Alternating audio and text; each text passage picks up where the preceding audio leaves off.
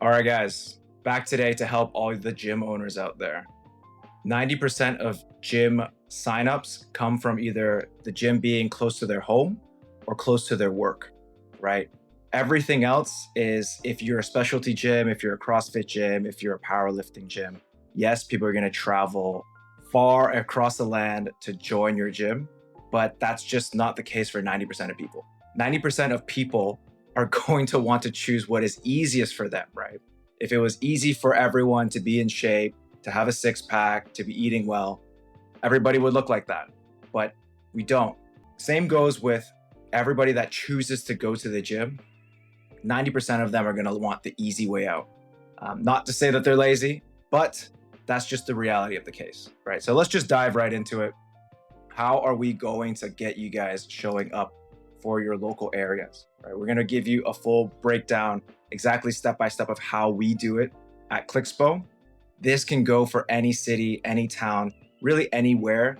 This blog is specifically targeted for Hong Kong. I'm going to show you all the different services, products, and different ways to rank your gym, right? To get more clients for you guys. So overall, this whole blog is going to tell you everything that you need to do to get ranking, to get started. I would say that this plus quantity plus output is going to get you guys at least 70, 80% of the way there, right? So why this matters for gyms, we already kind of went over this. 90% of people are going to choose the gym that is closest, that is most convenient for them, right? So where are they going to find you guys? They're either going to find you when they search, and they're going to find you on the search results page, or they're going to find you on that Google Maps page. Either or. Another thing to really look at is how people are searching and what they're searching. For example, if they're looking for a specific gym, if they're looking for a CrossFit gym, if they're looking for a High Rocks gym, if they're looking for a gym to help them train their strength, if they're hyper specific about their goals, they're going to know exactly what to type in. And if you're serving that niche, you're serving that direct avatar, that character. So here's some examples. We have informational, navigational, so basically location-wise, as well as transactional. Things that basically are bottom of the funnel, they're ready to go and they're high intention. So informational, this is at the very top of the funnel when people are trying to understand, let's say, health and fitness, going to the gym, is strength training right for them? A lot of people say, I want to go to the gym, but I don't want to turn out looking like a bodybuilder. Does lifting weights make me look like that, right? If you're able to answer these questions, they're going to basically put you higher up on that trust authority signal. The more of these that you can generate, the higher trust authority for both the reader as well as Google. The second part, which I would say for all gyms anywhere in the world is going to be the most important part, is navigational, aka where are you guys located, right? So in Hong Kong, in Toronto, in New York, San Francisco, there's going to be hotspots, there's going to be hubs, there's going to be the town that you live in. So if you're saying that you want to rank for your gym, which is right in the core in central downtown, then a keyword would likely be gyms in central downtown Toronto. If you want to niche down even further, it might be King Street, Toronto, right? North Toronto, CrossFit gyms, things like that. What's important to highlight here is that the intention is going to drive the results, right? So if someone's just looking for a workout plan versus someone that is specifically looking for a strength trainer, strength personal trainer, increasing their deadlift by X amount, that is hyper intentional, right? So if you are providing these niche services, you want to highlight that on your website. So this is when people are doing research. This is when people are comparing local gyms. And this is going to be when they're ready to buy.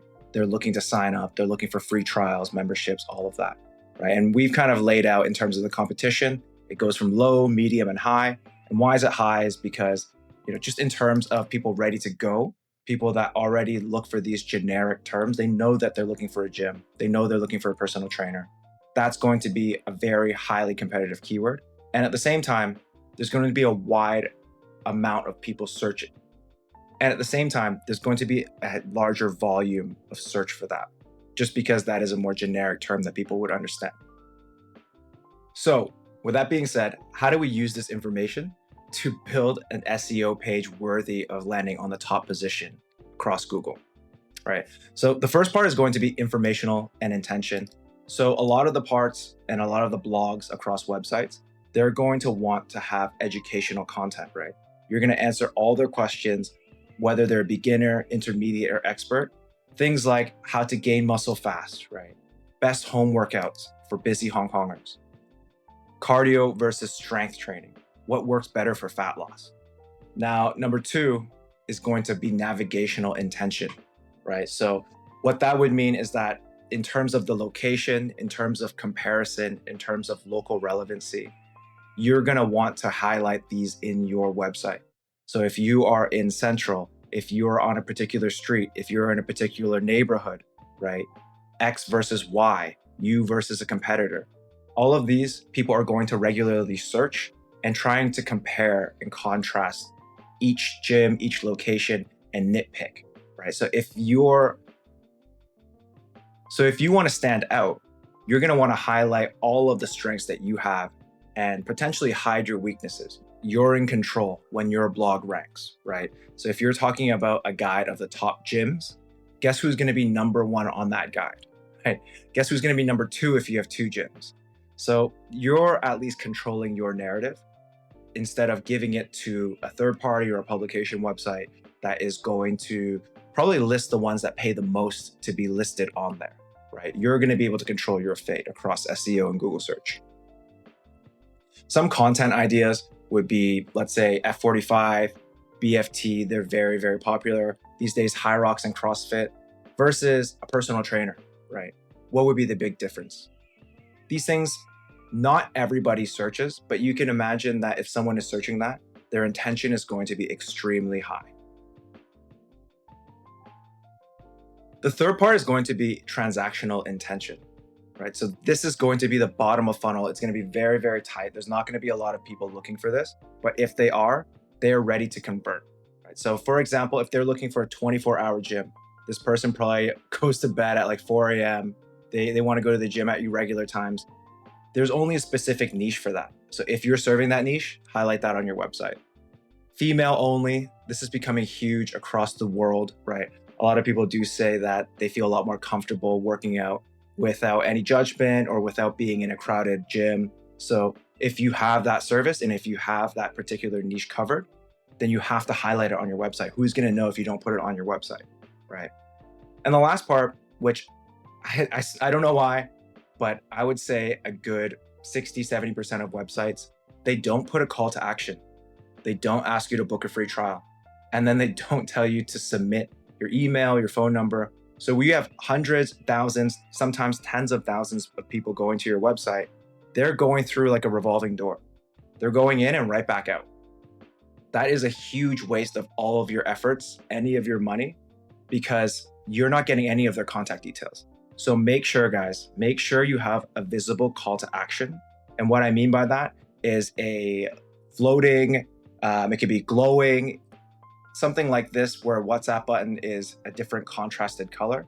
When you click on it, it immediately goes to, for us, it will go to a WhatsApp page and they can contact us immediately.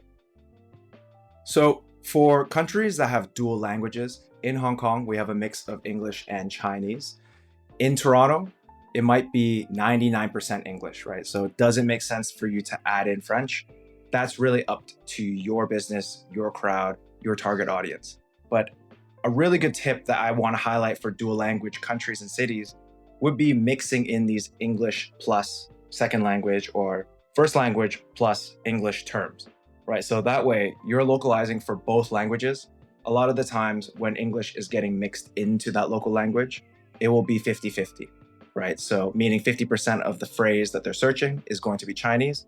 The remaining half is going to be English. So how will Google know which one to put first? Well, the real answer is that it doesn't.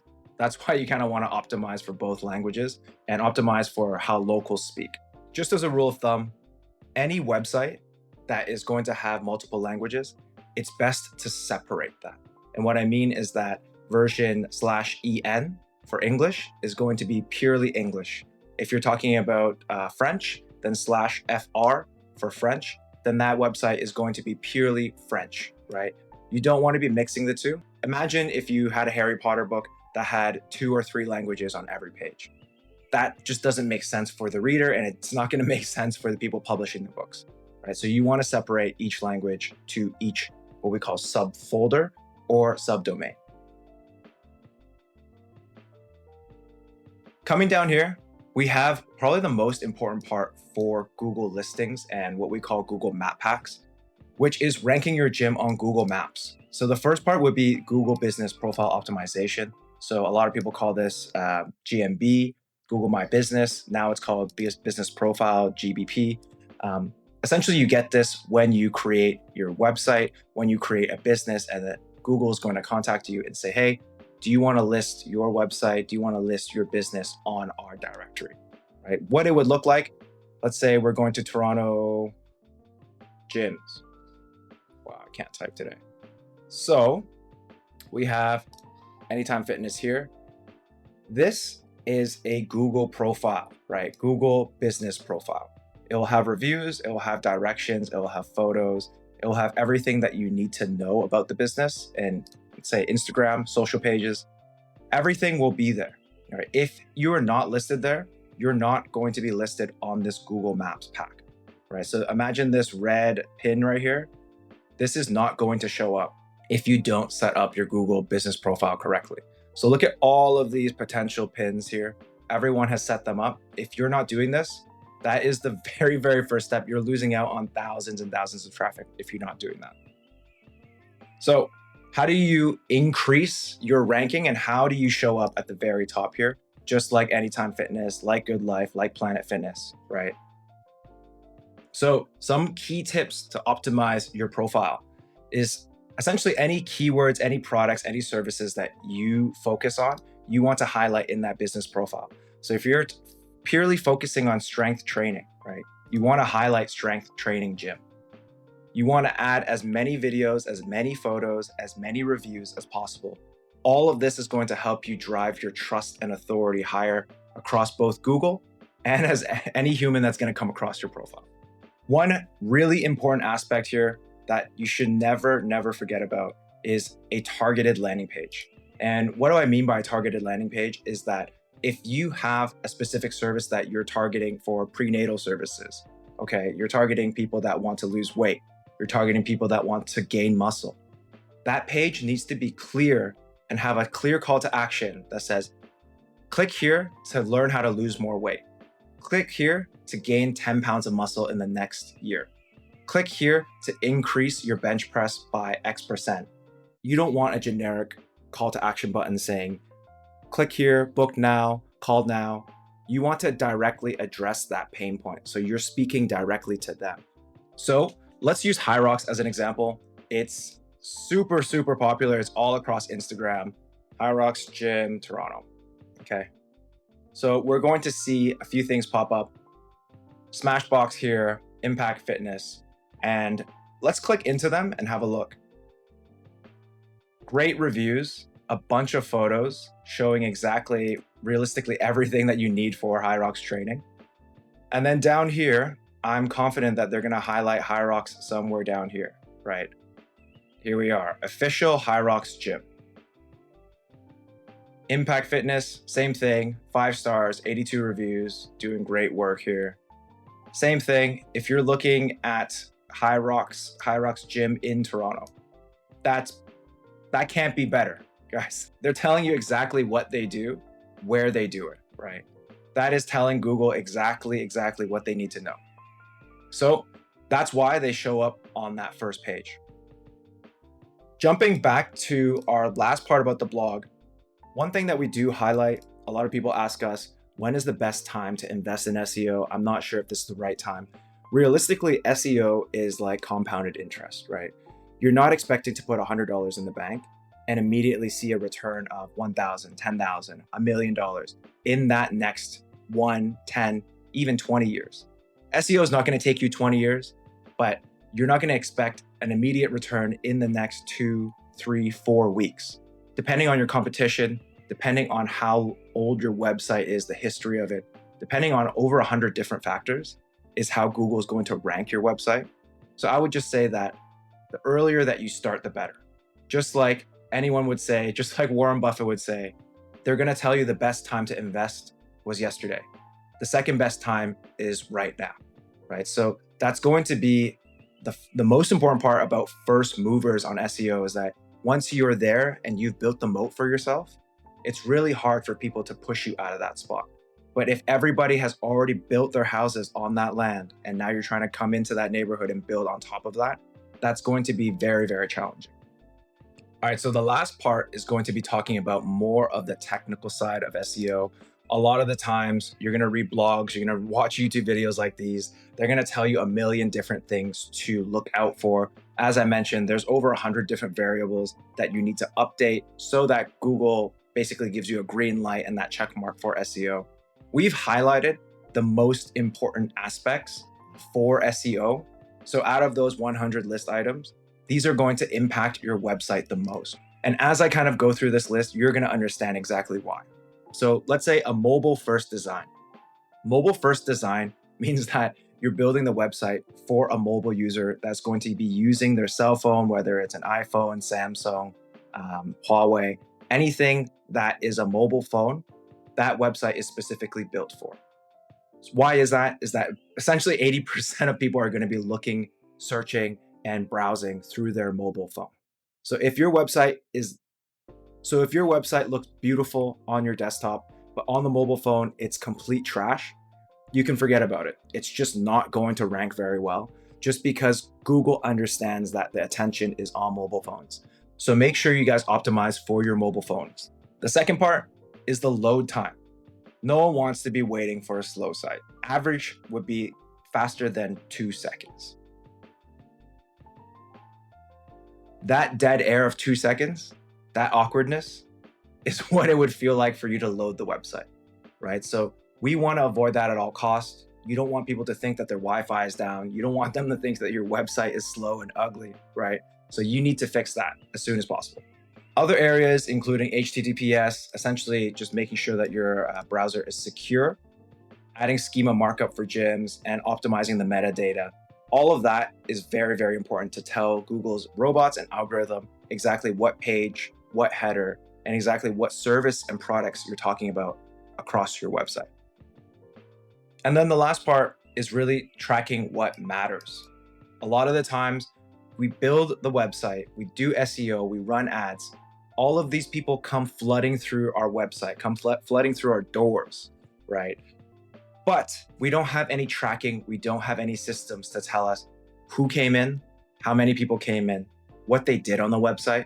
So what really matters is not impressions or reach, right? What really matters, obviously, as a business owner, as a gym owner, you're going to want sales, and you're going to want the data to support to get them to that final point of sale, right? So what would that look like? That would look like how many people are signing up on the landing page, on the trial pages, how many people are going to click that button about contacting you.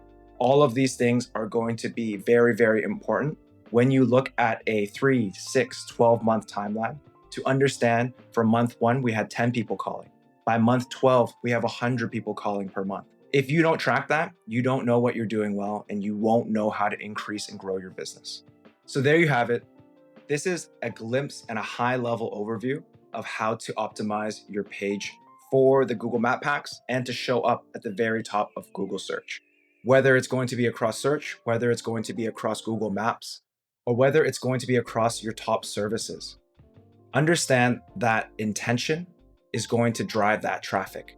And with that traffic is going to come conversions. Without all of that before, you're not going to make the sales. How are you going to make sales without people knowing that you're there? How are you going to make sales without being able to be visible across your industry, right? So this is the first step into building your foundation of the website, building the SEO moat.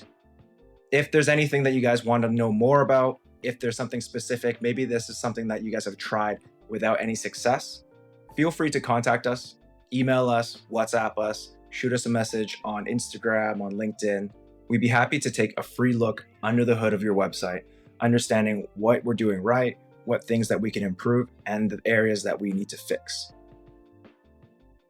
As a bonus, let's go through some of the top websites. So in this last minute, Let's have a look at some of the top websites that we're seeing across Google search page. Let me share with you the top ranking websites to share with you the best practices that they're doing and areas that they could be improving in. If we're looking for a 24/7 gym Toronto, we're going to see the first few pop up. If you want to be even more niche, talking about exactly where you're living is going to improve that. So if you want better results, as we can tell, Toronto is huge. We can say in Yorkville, right? And the results are going to completely change. You're going to see that the maps are different. There's SEM, Google Ads running instead. And then we have the maps pack. And you can see that it's zoomed in to Yorkville, right? And that is because you've typed that in and highlighted that to Google. So what shows up? The first one is going to be Vive Fitness. So let's have a look. All right, guys. So right as we go into this website, I can already tell you that a lot of this stuff, I can tell you that it's hyper optimized for locations. And why I say that is because look at what pages they're demonstrating, right? So classes, it shows you all the locations that their classes are in. And then in terms of locations, that it's also all highlighted. What they could be doing better is that they offer all of these potential services, right? They offer boxing, they offer cardio, they offer free classes with kettlebells, right? Zumba, Muay Thai, but they don't have a page talking exactly about any of these services. So anyone that's looking for Hatha yoga, anyone that's looking for kettlebell classes, anyone that's looking for Zumba, they're not going to be able to find them here. What they are going to be able to find is them through locations, right? And let's look at one more example.